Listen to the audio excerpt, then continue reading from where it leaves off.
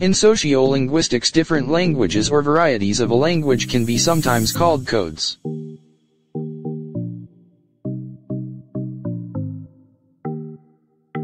English has been becoming a more dominant code in the world. Nowadays, there are lots of people who are learning and manage to use it every day. They borrow English words, switch from their mother tongues to English in a talk, or mix two or more English words in their utterances.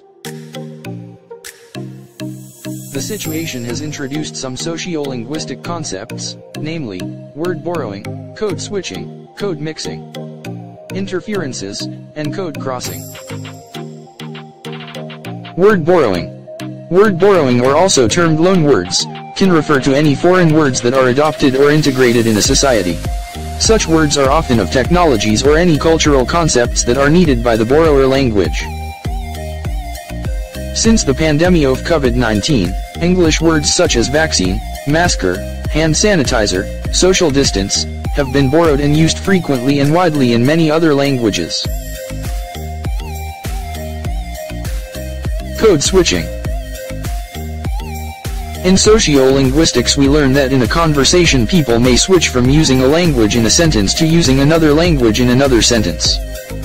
An Australian teaching English to Indonesian can switch from English to Indonesian by saying, for example, "Yes, you can do it. Kamu memangmu read pintar."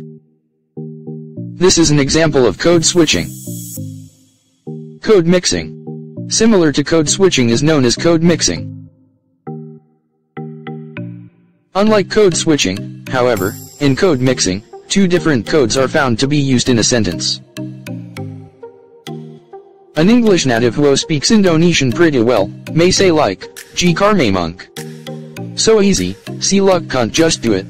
In this example, the English "so easy" and "just do it" are mixed within an Indonesian sentence. Interference. Interference refers to certain substandard structure or sounds of a second language, produced by speakers who are still learning it, because there is influence of their mother tongues. For example, the English word "that", in phrases like, "that book", "that school", "that teacher", may be pronounced, "zat". So, such phrases would be pronounced like, "zat book", "zat school", and "zat teacher" by French people. The imperfect sound of the English "that" is seen here to be caused by the influence of French, which is the first tongue of the speakers. For some imperfect learning or careless speaking, interfered pronunciations like these naturally take place.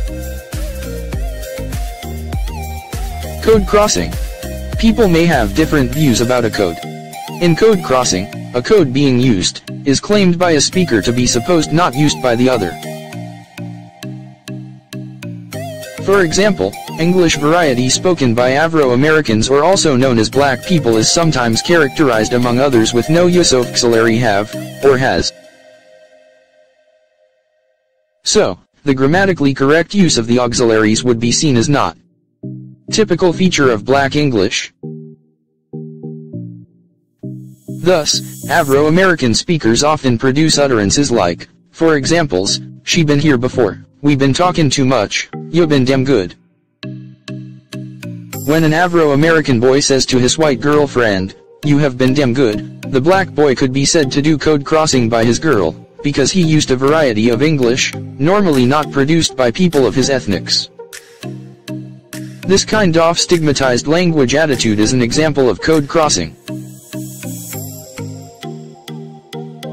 The contacts between different codes can be found in societies with people who are bilinguals or multilinguals.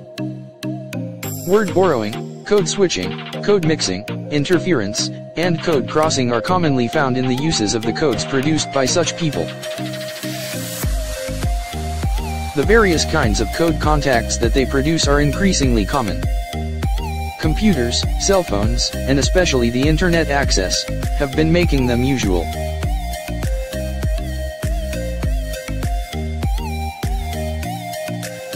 Understanding about them would be obviously important for having a better view about global societies.